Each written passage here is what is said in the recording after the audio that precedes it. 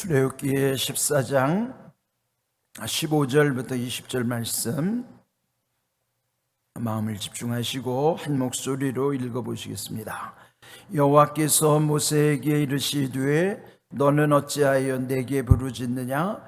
이스라엘 자손에게 명령하여 앞으로 나아가게 하고 지팡이를 들고 손을 바다 위로 내밀어 그것이 갈라지게 하라. 이스라엘 자손이 바다 가운데서 마른 땅으로 행하리라. 내가 애굽 사람들의 마음을 완악하게 할 것인즉 그들이 그 뒤를 따라 들어갈 것이라.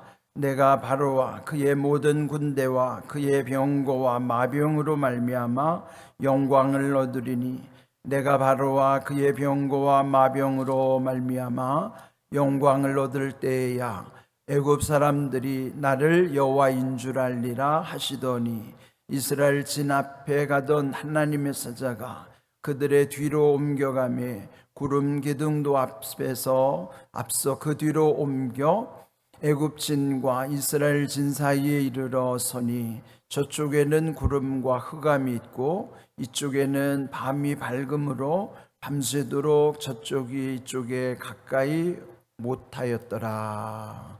아멘. 자, 오늘 읽은 14장 15절부터 20절 이 말씀에 보시면은 지금 이제 홍해 앞에서 그 이스라엘 백성들이 아주 곤경에 빠져 있는 상황, 그것은 뒤에서 애굽 군사들이 그들을 이제 잡으러 오는 그런 아주 절체절명의 위기 속에 놓여 있는 것입니다. 지금 여기 홍해 앞에서의 위기에 앞서 그들이 지금 여기까지 이르는 과정을 보면 먼저 그들 애굽 람세스에서부터 출발하여 첫 번째 진을 쳤던 곳이 숫곳이라는 곳이죠.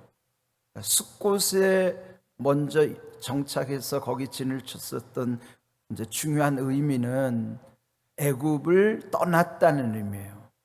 출발하는 의미, 뭐든지 시작이 반이라는 것처럼 첫 발을 떼는 것은 중요한 결단입니다. 그래서 이제 그들이 숫곳까지 오게 된 것은 이제 바로로부터의 이제 떠나는 의미로서의 그것이 숫곳의 의미라면, 두 번째 진을 쳤던 곳이 여러분 아시는 에담이라고 하는 곳이에요. 근데 그 에담에서는 13장 21절에서 보는 것처럼 거기서 마침내 구름 기둥과 불 기둥이 발현하는 거예요. 발현하는 게 이제 나타나는 현상이죠.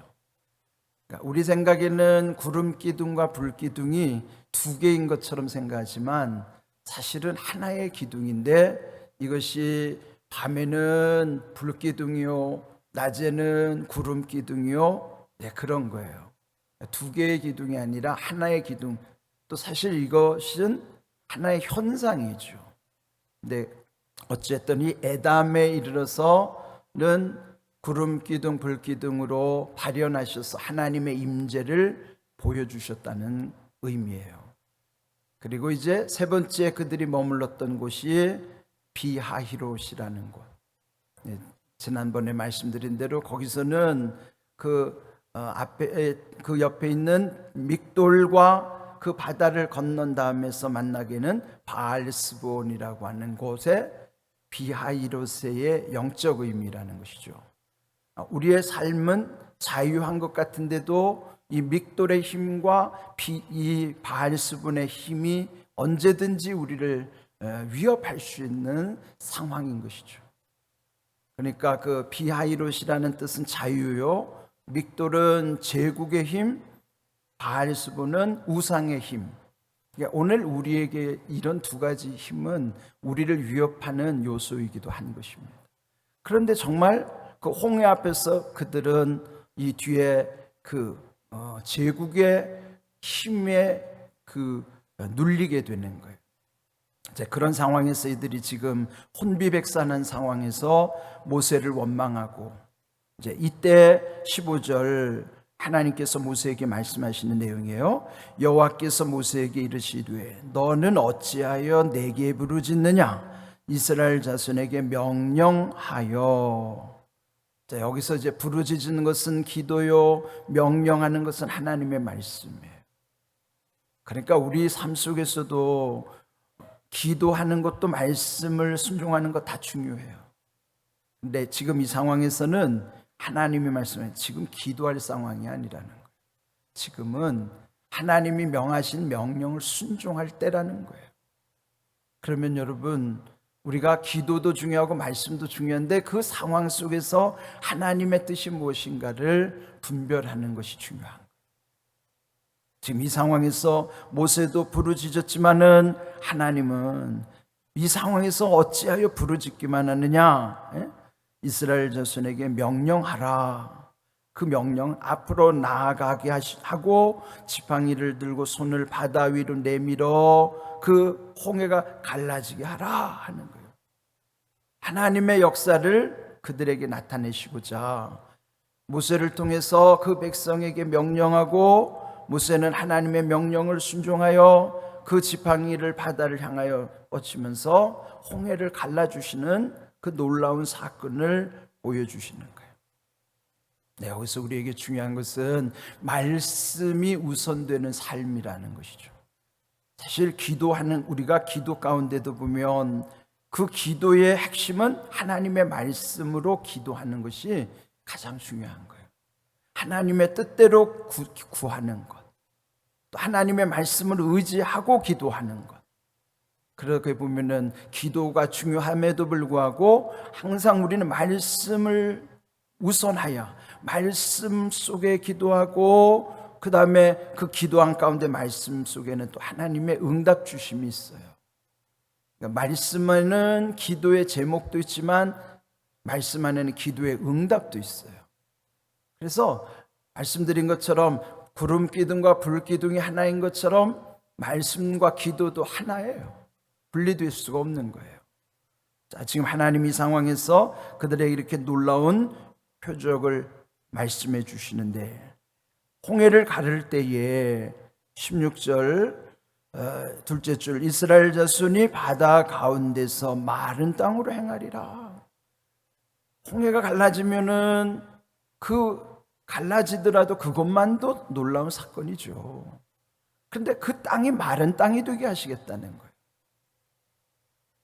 그러니까 우리가 이제 그 바닷가에 보면 뻘이 있어가지고 그 뻘이 그거 지나가려면 얼마나 힘들어요. 막 푹푹 빠지니까. 그런데 하나님은 오히려 마른 땅이 되게 하겠다는 거예요. 그러니까 홍해를 가르시는 것도 놀라운 사건이지만 그 갈라진 바닷길을 마른 땅이 되게 하시는 건 이건 더 놀라운 일이죠. 그렇게 하시는 것은 그 백성들이 가기 좋게도 하시기 위함이지만 뒤따라오는 애굽 병사들에게도 안심하게 하는 그런 기능이 있는 거예요. 만약에 그 바다에 그 길이 질척거리면 그 병거가 거기 질척거리는 땅을 어떻게 가겠어요? 근데 마른 땅이기 때문에 그 뒤따라오는 군사들도 안심하고 그 바다를 건너게 되는 거예요. 이게 이제 어떤 군사작전에 보면 유인책이죠. 적군을 끌어들이는 유인책. 지금 하나님이 보면 그 백성을 위한 배려요, 그 적을 향한 유인책도 그 속에 있는 거예요. 뭔가 하나를 놓고 양쪽에 다 그 어떤 계략이 있다고 하면 그거 얼마나 대단한 거예요. 하나님이 하시기 때문에 이와 같이 온전한 일을 지금 하나님이 이루어 가시는 것입니다. 17절, 내가 애굽 사람들의 마음을 완악하게 할 것인지 그들이 그 뒤를 따라 들어갈 것이라. 완악하면 그냥 그 상황에 파악이 안 되는 거예요. 그냥 그 마른 땅에 그들도 같이 들어오는데, 그렇게 하시는 이유가 있습니다. 내가 바로와 그 모든 군대와 병거와 마병으로 말미암아. 여기 바로를 앞세웠고 바로가 보낸 모든 군대, 병거, 마병, 그 추적하는 모든 일당 잔당들을 이렇게 통칭하시는 거예요. 그런데 그들로 말미암아 하나님은 영광을 얻으시는 것이 목적이라는 거예요. 이제 이거 보면요, 모든 영광을 하나님이 받으신다는 말씀이 어떤 의미인가를 알 수 있어요. 지금 여기 이 사건을 통해서 보면 악한 사람들을 통해서도 하나님은 영광을 받으시는 거예요. 그는 뭐예요? 악한 사람들을 심판하시면서도 하나님의 하나님 되심을 만방에 드러내 주시는 것을 통해 하나님의 하나님 되심, 그것이 곧 하나님이 영광 받으시는 일이라는 거예요. 그 백성을 구원하심과 적대자들을 심판하시는 것이 다 하나님이 영광 받으시는 일이라는 것이죠. 그래서 항상 하나님은 어떤 형편에서든지 온전히 하나님은 영광 받으시기를 원하시는 거예요. 그래서 우리가 볼 때는 이 사건이 악한 것 같고 비극적인 사건인 것 같아도 그 속에도 하나님의 영광이 있다는 사실을 놓치면 안 돼요. 우리가 이제 엊그제 6.25 71주년을 맞이했잖아요. 그러니까 우리 역사에서는 엄청난 비극이요 고통이죠. 그런데 그 사건 6.25 동란 그 3년 세월 속에 보면요, 정말 이민족 가운데 함께 하신 섭리가 얼마나 놀라운지, 뭐 유엔 참전국들이 군대를 보내 16개국 더하기 구호품과 의료진을 파병한까지만 20몇 개 나라라고 그러잖아요. 여러분, 세계 역사 20몇 개 나라가 합력하여 나라를 도운 역사가 없어요. 그때도 만일 유엔 상임이사국인 소련의 대표가 왔더라면 그 파병은 이루어질 수도 없어요. 그런데 소련의 대표가 참석하지 않으므로 거기서 땅땅땅 결정하는 그 다음부터 군대들이 몰려들어오기 시작한 거예요. 아니, 이 땅에 세계에 존재감도 없는 나라를 위해서, 여러분, 저기 무슨 에티오피아 같은 나라, 우리가 들어도 요즘 알지도 못하는 그런 나라들에서 군대를 파병했다고요? 그뿐만입니까? 또 메가드 장군의 그 인천 상륙작전, 이런 것도요 상상할 수 없는 일이고, 또 도간에 든 쥐였던 것 같은데 흥남철수작전에서 그 배에 수만 명이 타고 탈출하는 사건들, 하여튼 그 비극적인 그 고난의 사건 속에서도 보면 하나님이 이 민족과 함께 하셨던 놀라운 사건들이 있어요. 그런 걸 보면 그 고난, 그 비극적인 사건이지만 그 속에서도 하나님이 함께 하심의 증거와 더불어 하나님이 영광 받으시는 일이라는 것을 우리 깨닫게 되는. 그래서 우리는 어떤 상황에서 우리가 생각하는 끔찍한 일이 저질러졌다 하더라도 놓치지 말아야 될 것은 그 속에서 하나님이 영광 받으시는 일을 기억해야 돼.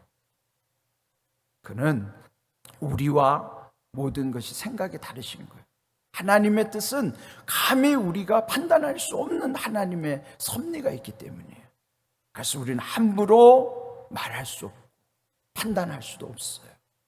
지금 이 사건 속에 우리에게 보여주시는 귀한 의미가 있는 것이죠. 18절, 내가 바로와 그의 병거와 마병으로 말미암아 영광을 얻을 때야 애굽 사람들이 나를 여호와인 줄 알리라. 이게 목적이에요. 그들에게도 여호와이심, 하나님의 하나님 되심을 드러내시는 것입니다. 더 중요한 사건은 19절입니다. 이스라엘 진 앞에 가던 하나님의 사자가 그들의 뒤로 옮겨갈 때 구름 기둥도 앞에서 뒤로 옮겨갔다는 거예요. 여러분, 지금 이 행진의 대열이 최소 200만이 넘는다고 그랬잖아요. 여러분, 200만 명이 넘는 그 인구가 동시에 이동한다고 한번 생각해보세요. 그럼 저 앞끝과 이 뒷끝이 보일까요? 안 보이죠. 네? 저 앞에서 가는 대형과 저 뒤에서 따라오는 그 200만의 그 대열이 끝도 없는 거예요. 자, 이때 중요한 게 뭐냐면 구름 기둥이 앞서가시는 것, 그거는 이미 13장 21절에 에담에서부터 구름 기둥, 불 기둥이 발현했을 때 하나님이 앞서가신다고 표현한 거예요. 우리 생각에도 하나님이 앞서가신다는 생각만 하시는데 우리는 이 말씀 속에서 하나님이 뒤로도 가시는구나. 뒤로 가신다는 게 뭘까요? 배후의 하나님이에요. 배후라는 건 등 뒤의 하나님이라는 거예요. 우리 생각에는 앞서가시는 하나님을 보는 것은 그 표적이 우리 눈에 보이는 사건이지만 배후의 하나님은 안 보이시는 하나님이에요. 그럼 없는 것 같죠. 그런데 왜 하나님이 앞서가시다가 그 하나님의 사자가 뒤로 옮겨갔을 때는 구름 기둥도 따라서 뒤로 갔을까? 구름 기둥, 물 기둥이 중요한 게 아니라 하나님 자신이 중요한 거예요. 하나님이 앞에서만 가시는 것이 아니라 우리의 뒤에도 역사하신다는 사실, 그건 내가 알지 못하는 순간에도 배후에도 하나님이 역사하신다는 거예요. 왜 그랬는가? 20절 애굽진, 지금 뒤에 쫓아오는 애굽진이 있죠. 지금 앞으로 가고 있는 홍해 앞에 가로막혀 있는 이 이스라엘 진이 있습니다. 그런데 그 두 진 사이에, 그래서 오늘 제목이 진과 진 사이에, 그렇게 제가 정했거든요. 그러니까 애굽의 진과 이 이스라엘의 진 사이를 가르기 위해서 앞서가시던 주님이 뒤로 가셔서 구름 기둥으로 갈라놓는 거예요. 이쪽과 저쪽을 갈라놓으시는 거예요. 그래서 저쪽에는 구름과 흑암이 있고 구름 기둥 너머에 저 애굽진 속에는 흑암이 있고 구름 기둥이 안쪽으로는 밤임에도 불구하고 밤새도록 밝아서 저쪽의 애굽 군사들이 이쪽으로 가까이 못하게 하셨다는 거예요. 하나님이 막고 계시는 거예요. 배후에 하나님이 함께 하고 있는 거예요. 여기서 놓치지 말아야 될 것은 그 앞에 앞서가던 구름 기둥이 그들 앞에 보이지 않을 때 그 백성들이 얼마나 두렵겠어요. 앞에 구름 기둥이 보였는데 갑자기 구름 기둥이 사라진 거예요. 그 얼마나 두려울까요? 그런데 끝도 없이 행진하는 저 뒤에서 애굽의 군대들이 쫓아오는 그 사이를 갈라놓으시기 위해서 하나님은 배후에서 역사하고 계시는 거예요.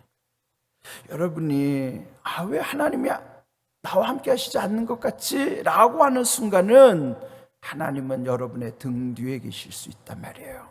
배후에서 역사하시는 하나님을 놓치지 말아야 된다는 거예요. 앞서가시는 하나님이신 것뿐만 아니라 배후에도 함께 하시는 하나님이신 것을 믿으시기 바랍니다. 이게 하나님이 안 계신다고 안 계신 게 아니라 하나님은 늘 우리와 함께 계시는 거예요. 우리는 앞서가시는 하나님만 봤기 때문에, 그리고 그것만이 하나님이 함께 하시는 줄로 믿기 때문에, 배후에 계신 하나님, 뒤에서 역사하시는 하나님은 지금 내가 느낄 수 없어요.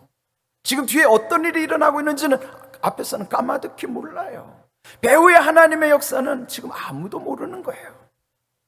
이런 놀라운 역사를 우리의 삶 속에서 늘 기억해야 되는 거예요.